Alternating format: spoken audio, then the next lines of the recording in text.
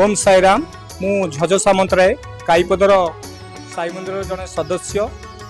यही recent 15 August रे मुझे शिरडी पानी जमी श्रावण मसरे आमर पूर्णिमा रु पूर्णिमा लगे पानी पकाती सबू शिव महाप्रभु उपरे सेमती साई उपरे मु पानी पकाऊ जाइली।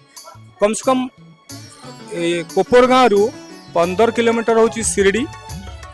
पानी माने गोटे हाथ चलवा बेले मु सह सह हो जाए किंतु 15 किलोमीटर राति 12टा 12:30 बाहरली 2:45 रे जाई पहुँचली शिरडी रे एवं आरती कली काकड़ आलती कली।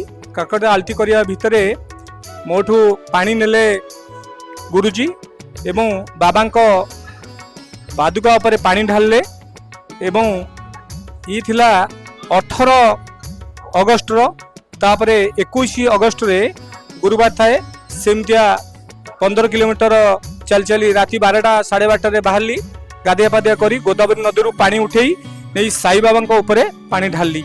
ये थिला ये छोटिया अनुभूति आहरी बहुत अनुभूति अच्छी। मु कम से कम 90 रु 100 थर शिरडी गलानी। ये थिला मोर अनुभूति आउ विशेष किछ कहूनी। ओम साईराम।